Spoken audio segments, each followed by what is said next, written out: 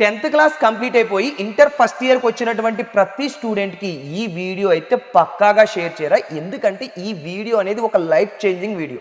ఎవరికి 10th అయిపోయి ఇంటర్‌కి వచ్చినటువంటి ప్రతి స్టూడెంట్‌కి. సో, ఎందుకిలా చెప్తున్నాను లైఫ్ చేంజింగ్ వీడియో ఎందుకని చెప్తున్నానంటేరా, మెయిన్‌లీ నువ్వు ఒక ఎగ్జాంపుల్ తీసుకుంటున్నాను. ఎగ్జాంపుల్ ఏంటంటే 10th క్లాస్ వరకు ఒక స్టూడెంట్ ఉండేవాడు. ఒక స్టూడెంట్ ఎలా ఉండేవాడంటే లైక్ ఇంటర్ అయిపోయిన తర్వాత ఐఐటీలో జాయిన్ అయిపోవాలి అని కసితో సెవెంత్ నుంచి IIT foundation, eighth IIT foundation topper ఏం కాదు అనట్లేదు. 10th వరకు కూడా టాపరే. బాగానే చదివేవాడు. బట్ ఎప్పుడైతే 10th నుంచి ఇంటర్‌కి వచ్చేసాడో వాడి మైండ్ సెట్ అంతా కూడా మారిపోద్ది. ఖచ్చితంగా మారుతదిరా. చాలా మంది స్టూడెంట్స్‌లో మారిపోద్ది. అప్పటి వరకు స్కూల్ అనే వర్డ్ విని అందరూ చిన్నపిల్లల కింద లెక్కేసుకునేవాళ్ళు. ఎప్పుడైతే కాలేజీలాగా ఎంటర్ అవుతారో కాలేజ్ అనే వర్డ్ వినగానే ఓహో! మేము పెద్దోళ్ళం అయిపోయాం అని అనుకుంటారు. సో, ఇలాగ మైండ్ సెట్ మారడం వల్ల చాలా మంది స్టూడెంట్స్ యొక్క లైఫే మారిపోద్ది. ఎందుకనుకుంటున్నావురా? 10th క్లాస్‌లో ఎగ్జాంపుల్‌గా ఒక స్టూడెంట్ అంటున్నాను. ఒక స్టూడెంట్ గురించి చెప్తున్నాను చూడు. వాడు బాగా చదివేవాడు. ఎప్పుడైతే ఇంటర్‌లోకొచ్చేసాడో వాడు అప్పటి వరకు 10th వరకు మొత్తం ఐఐటీని క్రాక్ చేయడమే వాడి ధ్యాస ఉండేది. ఎప్పుడైతే ఇంటర్‌లో జాయిన్ అయ్యాడో వాడి మైండ్ సెట్ మారిపోయి లైక్ అదర్ డీవియేషన్స్ గట్టా ఎక్కువైపోవడం, అదర్ యావిగేషన్స్ గట్టా ఎక్కువైపోవడం అండ్ స్టడీ మీద కాన్సంట్రేషన్ తగ్గిపోవడం ఇలాంటివన్నీ చేసి ఫర్దర్‌గా వాడు చిన్నప్పటి నుంచి అనుకున్నటువంటి గోల్ అంతా కూడా పోయి ఐఐటీ ఎగ్జామ్‌ని అయితే క్రాక్ చేయలేకపోయాడు. సో, ఇలాంటి సిట్యుయేషను, ఇలాంటి కామన్ మిస్టేక్స్ మేబీ నువ్వు కూడా చేయొచ్చు. సో, అందుకనే ఎక్కువ మంది స్టూడెంట్సు కామన్ మిస్టేక్స్ ఏం చేస్తారు అనేది చెప్తాను. ఆ మిస్టేక్స్ నువ్వైతే ఖచ్చితంగా ఇంటర్‌లో చెయ్యకు. ఓకేనా? కుదిరినంత వరకు ఇంటర్‌లో చెయ్యకు. ఇంటర్‌లో అలా చేస్తున్నావంటే నీ మైండ్ సెట్‌ని మార్చుకో. ఓకే. దీనివల్ల నాకు ఎఫెక్ట్ అయిపోతది. నా లైఫ్ ఎఫెక్ట్ అయిపోతది అనే ఆలోచన ఉంచుకో.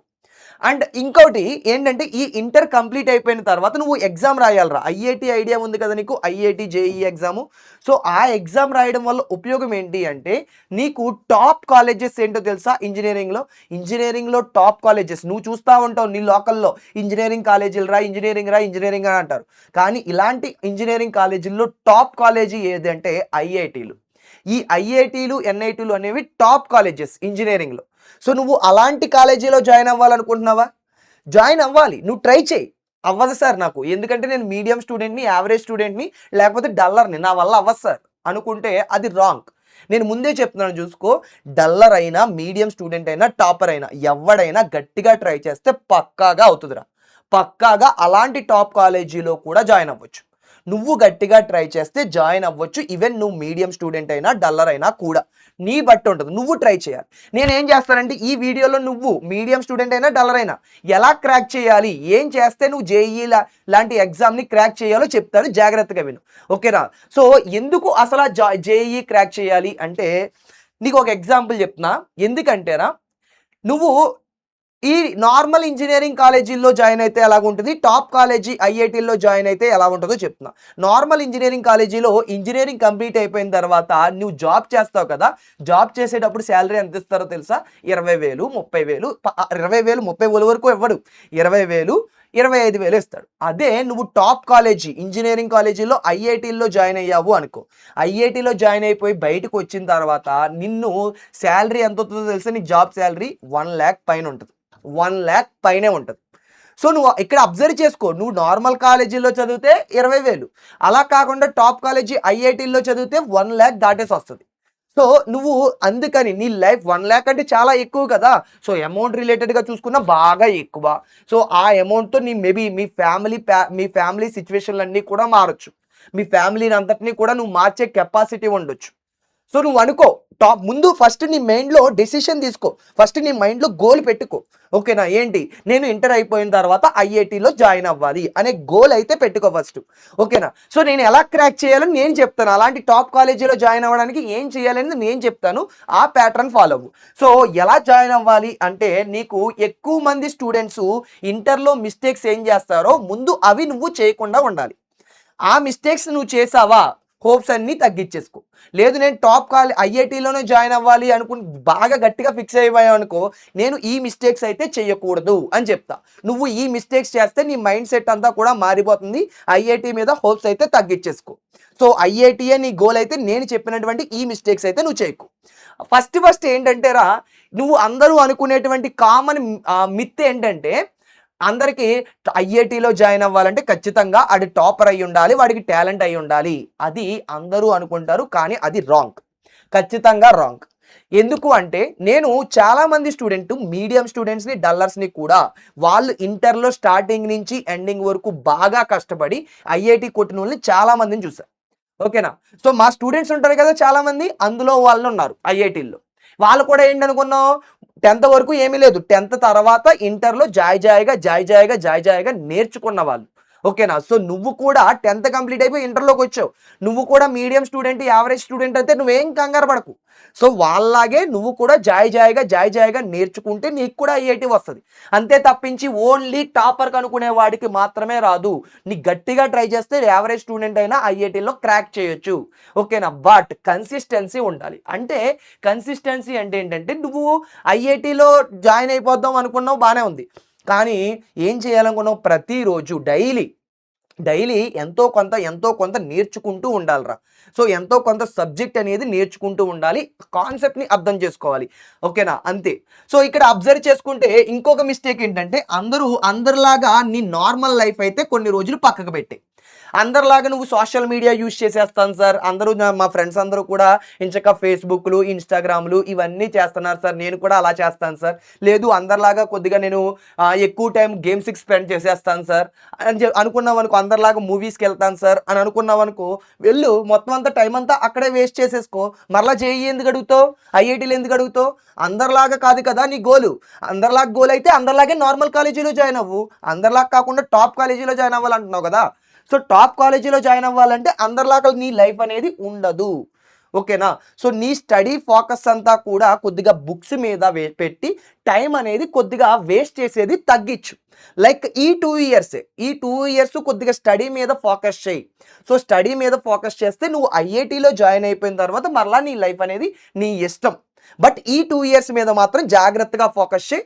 అందరిలాగా నువ్వు నార్మల్ లైఫ్లో ఉండలేవు. నార్మల్ లైఫ్ అంటే అందరిలాగా నేను గేమ్స్ ఆడతాను, సినిమాలకు వెళ్తాను, అది ఇది అంటే బేస్డ్ ఆన్ టైం చూసుకోవాలి. ఓకే, నేను పూర్తిగా వెళ్ళొద్దు, మానే అని చెప్పట్లేదు. నీకు గోల్ ఎంత పెద్దగా ఉందో నీకు క్లారిటీగా తీసుకో. నువ్వు ఇండియాలోనే టాప్ కాలేజీలో జాయిన్ అవ్వాలనుకుంటున్నావు. సో దానికి తగ్గట్టు నువ్వు కష్టపడాలి. అంతే తప్పించి అందరిలా ఉందామనుకుంటే కష్టమైపోద్ది. ఓకేనా? సో సోషల్ మీడియా ఇలాంటివన్నిటిని అందరూ చేస్తారు, నువ్వు చేయకూడదు. ఎందుకంటే నువ్వు టాప్ కాలేజీలో జాయిన్ అవ్వాలి అనుకుంటావు కాబట్టి. అండ్ ఇంకోటి ఏంటంటే ఎక్కువ మిస్టేక్స్ ఏం చేస్తారంటే స్టూడెంట్స్ మార్క్స్ మీద ఫోకస్ చేస్తారు. నీకు ఐఐటీల్లోనూ ఎన్ఐటీల్లోనూ రావాలి, జేఈ ఎగ్జామ్ క్రాక్ చేయాలి అంటే నువ్వు అనుకున్నట్టు మార్క్స్ కోసం చదివితే మాత్రం సరిపోదు. ఓకేనా? నువ్వు ఈవెన్ టాప్ 990 వచ్చేసిన జేఈ ఎగ్జామ్ క్రాక్ చేయకపోవచ్చు. ఎందుకంటే మార్క్స్ వేరు, ఈ కాంపిటేటివ్ ఎగ్జామ్స్ వేరు. రెండు కూడా చాలా డిఫరెన్స్. నువ్వు మార్క్స్ కావాల్సిన మన ఐపీ ఎగ్జామ్స్ గట్రా మార్క్స్ కావాలనుకో బట్టేసిన నువ్వు రాసేయగలవు. బట్ కాంపిటేటివ్ ఎగ్జామ్ అలా రాయలేవు. సో నువ్వు మార్క్స్ గురించి ఆలోచించుకు. ఫస్ట్ నువ్వు కాన్సెప్ట్ నేర్చుకోవడానికి, ఆ కాన్సెప్ట్ని ప్రాక్టీస్ చేయడానికే ఆలోచించు. అంతే తప్పించి నువ్వు అందరిలాగా మార్క్స్ కోసం రప్పించేస్తాను, మార్క్స్ ఎక్కువ తెప్పించేసుకోవడానికి బట్టి పట్టేసావా? సో బట్టి పట్టేస్తే అది నీకు ఐపీఈలో మార్కులు మాత్రమే రప్పిస్తే తప్పించి కాంపిటేటివ్ ఎగ్జామ్లో రప్పించదు, జేఈఈ లాంటి ఎగ్జామ్స్లో రప్పించదు. సో నువ్వు జేఈ ఎగ్జామ్ని క్రాక్ చేయాలి అంటే ఫస్ట్ నువ్వు కాన్సెప్ట్ బాగా నేర్చుకోవాలి. కాన్సెప్ట్ ఎలా నేర్చుకోవాలనేది ఆలోచన తప్పించి మార్క్స్ ఎలా రప్పించాలనే ఆలోచనలో రాకు. ఓకేనా? ఐపీఈలో మార్క్స్ ఎలా రప్పించాలనేది వద్దు. కాన్సెప్ట్ ఎలా నేర్చుకోవాలి, జేఈ ఎగ్జామ్లో ఎలా రప్పించాలి, స్కోర్ మంచిగా ర్యాంక్ ఎలా రప్పించాలనేది నీ థాట్ అయి ఉండాలి. ఓకే, అండ్ దానితో పాటు కాన్సెప్ట్ నేర్చుకున్న తర్వాత ప్రాక్టీస్ చేసుకో. ఆ కాన్సెప్ట్ నేర్చుకునేటప్పుడు కూడా బాగా అర్థం చేసుకుంటూ నేర్చుకో. అండ్ వాటి మీద, ఆ కాన్సెప్ట్ మీద అప్లికేషన్స్ ఏవైతే ఉన్నాయో వాటిని కూడా ప్రాక్టీస్ చేయి. లైక్ అప్లికేషన్స్ అంటే ఏమీ లేదు, కొన్ని సమ్స్ కట్ట ప్రాక్టీస్ చేసుకోవాలి. ఓకే, దానికి రిలేటెడ్గా కూడా ఒక టైం టేబుల్ వేశాను, అది ఫోకస్ చేయి. ఓకేనా? అండ్ ఇంకొక మిస్టేక్ ఏంటంటే ఎక్కువ మంది స్టూడెంట్స్ కంపారిజన్ చేసుకుంటారు. కంపారిజన్ అస్సలు చేయకు. కంపారిజన్ అనేది అస్సలు ఉండకూడదు. నీకు ఉండాల్సిందల్లా సెల్ఫ్ ఇంప్రూవ్మెంట్. అంటే నీతో నువ్వే కంపేర్ చేసుకో. నీకు ఫర్ ఎగ్జాంపుల్గా ఏదో వీక్లీ టెస్ట్ రాసావు, తక్కువ మార్కులు వచ్చాయి. ఏ కాన్సెప్ట్లో తక్కువగా వచ్చినాయి? ఆ కాన్సెప్ట్ మరలా నేర్చుకో. అలాగా నువ్వు పక్కనోడితో కంపేర్ చేసుకుంటావంటే నీకై నువ్వు డీమోటివేట్ అయిపోతావు. నీ పక్కనోడు చెప్తా ఉంటాడనమాట. ఒరేయ్ నాకు 100కి 90 మార్కులు వచ్చినియిరా, నీకు 80 మార్కులే వచ్చినియిరా అంటాడు. సో నువ్వు అప్పుడు ఏమైపోతావు? ఓరియమ్మ వాడికి అంతొచ్చేసినియిరా, నాకన్నా ఎక్కువగా వచ్చేసినియిరా, ఎలా వచ్చేసినియిరా, ఈ విధంగా నువ్వు నీ అంతట నువ్వు డీమోటివేట్ అయిపోతావు. లేదు నువ్వు ఇంక నేను మోటివేషన్ తీసుకొని వాడిని క్రాస్ చేయాలి అనుకున్నావనుకో, వెల్ అండ్ గుడ్. అలా కాకుండా వాడికి 90 మార్కులు వచ్చేసినాయి, నాకు 80 మార్కులే వచ్చేసినాయి అని డల్ అయిపోయావనుకో, ఉన్నదంతా కూడా వృధా, వేస్ట్ అయిపోద్ది టైం అంతా కూడా. నువ్వు ఆ కంపారిజన్ అయితే నెగిటివ్‌లో కంపారిజన్ అనేది అస్సలు చేసుకోకు. సో నువ్వు చేసుకోవాల్సిందల్లా ఏంటంటే నీ మార్క్స్‌ని ఎలా ఇంప్రూవ్ చేసుకోవాలి. ఓకే నీకు 100కి 80 వచ్చినాయా? 20 మార్క్స్ ఎక్కడ తగ్గాయి? ఓకే ఆ 20 మార్క్స్ ఎక్కడ తగ్గాయి? ఎందుకు తగ్గుతున్నాయి? ఏ ఏరియా మీద నేను ఫోకస్ చేస్తే ఆ 20 మార్క్స్ నేను గెయిన్ చేయొచ్చు. సో ఆ తర్వాత ఎగ్జామ్ చూసుకున్నాం అనుకో 85 రావచ్చు. 85 వచ్చిన తర్వాత ఆ 15 మార్క్స్ ఎక్కడ తగ్గుతున్నాయి? ఆ 15 మార్క్స్ పెంచడానికి నేను ఏం చేయాలి? ఆ 15 మార్క్స్ స్కోర్ చేయడానికి నువ్వేం చేయాలి? అలా ఆలోచించు. అంటే నీ అంతట నువ్వే ఏ ఏరియాలో నీ డ్రాబ్యాక్ ఉందో దాని మీద ఫోకస్ చేసి దాని మీద ఇంప్రూవ్మెంట్ జరుగు. అలా చేస్తేనే నీకు సెల్ఫ్ ఇంప్రూవ్మెంట్ అనేది నీకు మంచి స్కోర్ ఇస్తుంది. ఎందుకంటే నువ్వు చూసినటువంటి నీ ఫ్రెండ్ మీ పర్టికులర్ కాలేజీలోనే ఉంటాడు. నువ్వు రాసేది ఎగ్జామ్ నీ పర్టికులర్ కాలేజీ ఎగ్జామ్ కాదు, ఆల్ ఓవర్ ఇండియా రాస్తాడు. సో సెల్ఫ్ ఇంప్రూవ్మెంట్ మార్క్స్ని బీట్అవుట్ చేయడం ఎలాగా, 100కి 100 రప్పించడం ఎలాగా, అలాగా నువ్వు ఆలోచించాలి. నీ సెల్ఫ్ ఇంప్రూవ్మెంటే నువ్వు చూసుకో. ఓకేనా? అంతే తప్పించి కంపారిజన్ చేసి టైం వేస్ట్ అయితే చేసుకోకు. కంపారిజన్ అనేది అస్సలు చేయకు.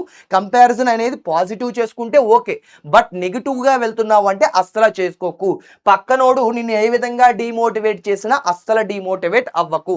ఓకేనా? ఎందుకంటే ఈ ప్రాసెస్లో డీమోటివేట్ చేయడానికి వందల మంది ఉంటారు. నువ్వు ఇంటర్ ఫస్ట్ ఇయర్లో జాయిన్ అయిన తర్వాత లాస్ట్కి వచ్చేటప్పటికి ముందే నువ్వు యావరేజ్ స్టూడెంట్ అని అందరూ అనుకున్నారనుకో, వాడు నీ మొహం మీదే అంటాడు. ఏమని అంటాడు అనుకున్నావు? ఊరు నీకు ఐఐటి ఏంట్రా అంటాడు. బట్ అలాంటివి నువ్వు ఎలా తీసుకోవాలనుకున్నావురా? ఓకే ఈడు నన్ను ఈ మాట అన్నాడు కదా, నువ్వు వెంటనే రిప్లై ఇచ్చేకు. ఐఐటి కొట్టి వాడికి చూపించు. ఊరు నాకు ఐఐటి అడిగావు కదా, ఇదిగో నేను ఐఐటిలో జాయిన్ అయ్యాను రా అని చూపించాడు. అది సక్సెస్, అది రివెంజ్. అంతే తప్పించి నాకు ఐఐటి రా అంటే నువ్వు వెళ్ళి రివర్స్ అయిపోయావనుకో, అది రివెంజ్ కాదు. ఒరిజినల్ రివెంజ్ ఏంటి? నువ్వు కొట్టి ఐఐటి కొట్టి చీవేస్తే అది రివెంజ్. ఓకేనా? సో అలాంటి విధంగా రివెంజ్ ఉండాలి. అంతే తప్పించి ఆడేదో అన్నాడని నువ్వు వెళ్ళి ఫీల్ అయిపోతావు. అలాంటి ప్రాసెస్ అంతా కూడా డీమోటివేట్ అయితే అస్సలు అవ్వకు. రివెంజ్ చూపించు, బట్ ఐఐటి కొట్టే చూపించు. ఓకేనా? అంటే నువ్వు ఎలా చదవాలి సార్ అంటే టాపిక్ బాగా నేర్చుకోరా. సో టాపిక్ నేర్చుకున్న తర్వాత ప్రాక్టీస్ చేయాలి. సో ప్రాక్టీస్ అయితే పక్కాగా ఉండాలి. నువ్వు ఏదైనా ఒక టాపిక్ నేర్చుకున్నావు అనుకో, ఆ టాపిక్ నుంచి ఏవేవి క్వశ్చన్స్ అడుగుతున్నాడు, లైక్ డైలీ ప్రాక్టీస్ చేయడానికి కొన్ని క్వశ్చన్స్.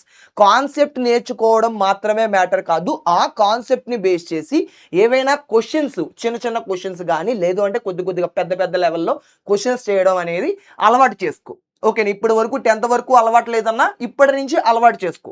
సో అలవాటు చేసుకుని టాపిక్ నేర్చుకున్న తర్వాత టాపిక్ క్లియర్గా ఐడియా వచ్చేసింది సార్, టాపిక్ అంతా పర్ఫెక్ట్ సార్ అనుకున్న తర్వాత దాని రిలేటెడ్గా ఏవైనా కొన్ని క్వశ్చన్స్ చెయ్యి. ఓకేనా? ఏ క్వశ్చన్స్? ప్రీవియస్ ఇయర్ క్వశ్చన్స్ కాదమ్మా, ఏవైనా చిన్న క్వశ్చన్స్ ఉంటాయి కదా, MCQs, multiple choice questions, daily practice చేసేటువంటి క్వశ్చన్స్, ఆ క్వశ్చన్స్ చెయ్యి. ఆ క్వశ్చన్స్ చేసిన తర్వాత నువ్వు ఆ కాన్సెప్ట్ మీద ఏదైతే నేర్చుకున్నావో ఆ కాన్సెప్ట్ మీద మామూలుగా మల్టిపుల్ చాయిస్ క్వశ్చన్స్ గట్టా చేసేస్తావు. అప్పుడు నీకు టాపిక్ అంతా కూడా గ్రిప్ వచ్చేస్తుంది. అప్పుడు పీవైక్యూస్ చేయి. ఓకే జేఈలో ప్రీవియస్ ఇయర్ క్వశ్చన్స్ ఎలాగ అడిగాడు అనేది అప్పుడు చెయ్యి. అప్పుడు చేస్తే నీకు క్లారిటీ వస్తుంది. ఓహో వాడి ఇప్పుడు ఈ పీవైక్యూస్ చేయడం వల్ల ఉపయోగం ఏంటనుకున్నావురా?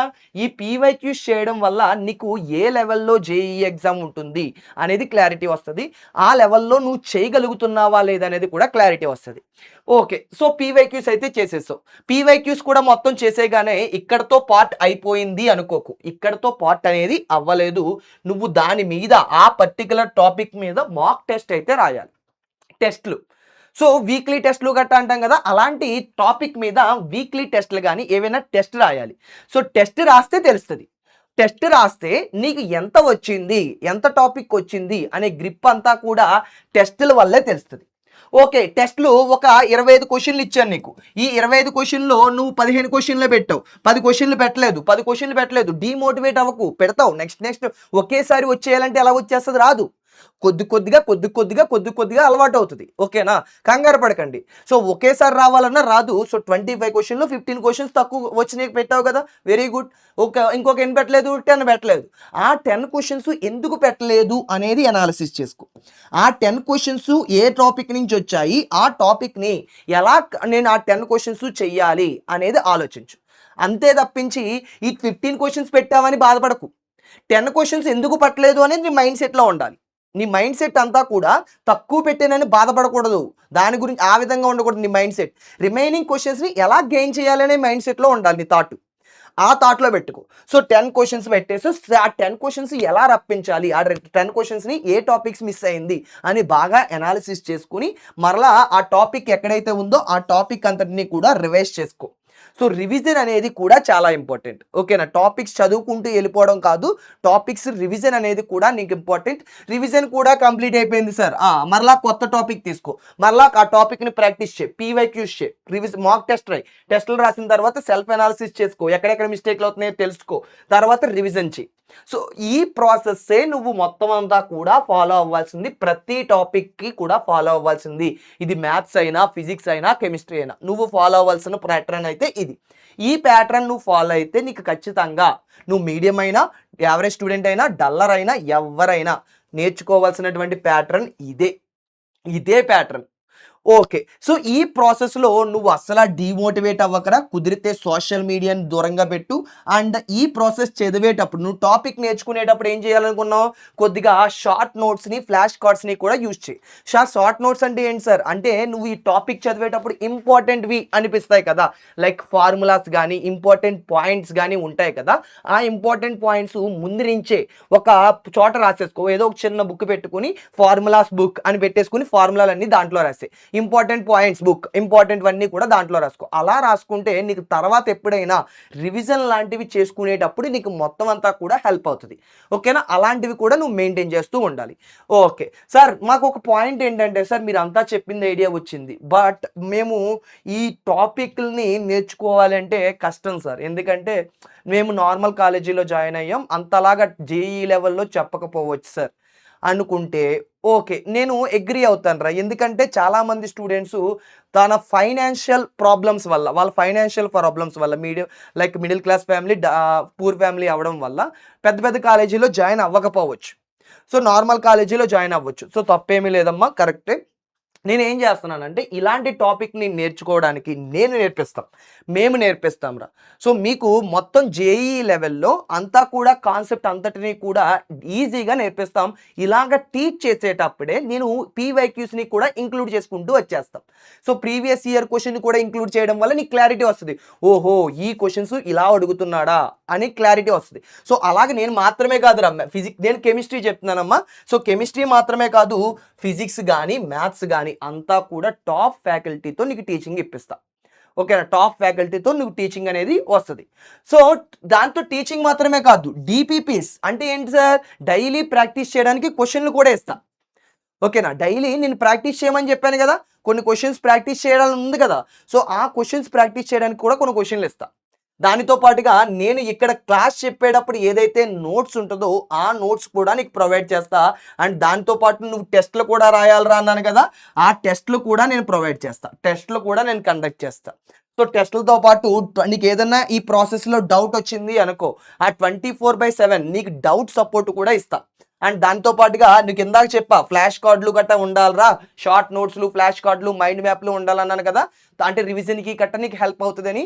అలాంటి దానికి నేనే ప్రొవైడ్ చేస్తా. మైండ్ మ్యాప్‌లు, నెక్స్ట్ షార్ట్ నోట్స్‌లు ఇవన్నీ కూడా మేమే ప్రొవైడ్ చేస్తాం.